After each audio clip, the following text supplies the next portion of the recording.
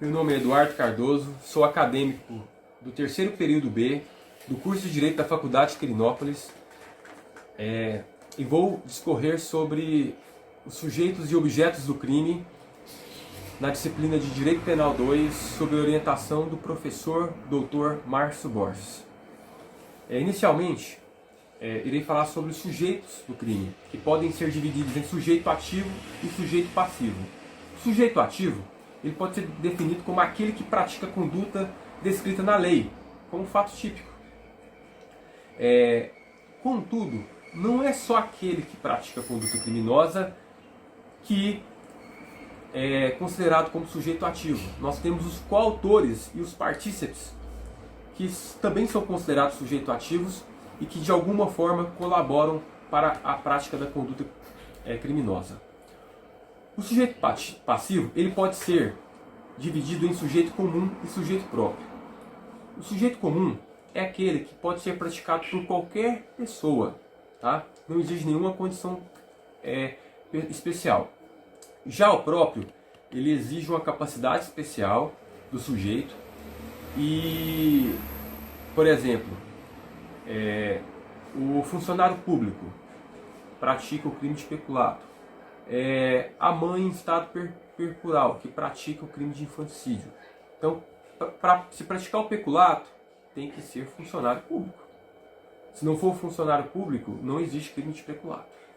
Então, essa é a capacidade especial que o sujeito ativo apresenta, que é o próprio. Agora, o sujeito passivo, tá? É o titular do bem jurídico lesado ou ameaçado pela conduta criminosa e pode ser dividido em duas espécies.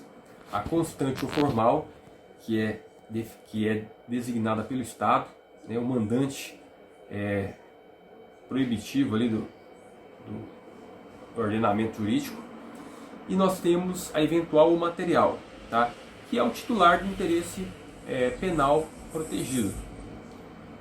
Exemplo, nós podemos colocar aqui como o Estado nos crimes contra a administração. E o Estado ele pode ser também um sujeito passivo material nos crimes contra a administração pública. E não só o formal, mas sob o aspecto formal, nós temos que o Estado ele é o sujeito passivo formal, imediato e indireto, enquanto que o material é o sujeito passivo imediato e direto. Agora, em relação aos objetos da infração penal, nós temos que tudo que se dirige contra a conduta criminosa. Nós temos o objeto jurídico e o objeto material. O objeto jurídico ele pode ser definido como bem ou interesse que é protegido por lei, pela lei penal. E nós podemos colocar que o bem jurídico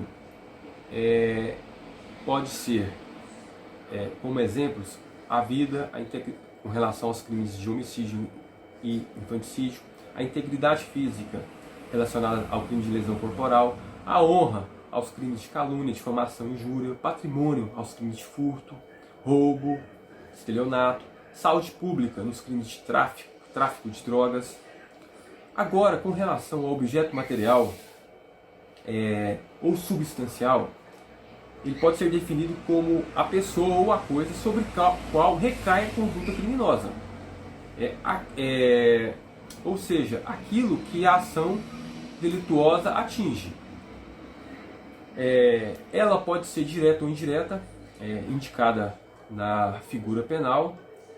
E, por exemplo, alguém, o ser humano, é o objeto material do crime de homicídio. A coisa alheia móvel, ela é objeto material do crime de furto. Tem algumas observações, vou pontuar duas. Primeira, que há casos em que ocorre na mesma pessoa o sujeito ativo e o objeto do crime. Por exemplo, no crime de lesão corporal, a pessoa que sofre a ofensa à integridade corporal e ao mesmo tempo é sujeito passivo e objeto material desse crime. E também nós temos exemplos de que existem crimes sem objeto material, como nos crimes de ato obsceno e nos crimes de falso testemunho. E é isso. Agradeço aos colegas de curso por apoiar. Agradeço muito ao professor Márcio Borges pelas videoaulas e por todo o suporte que ele tem nos proporcionado. E é isso, vamos continuar firme aí e obrigado.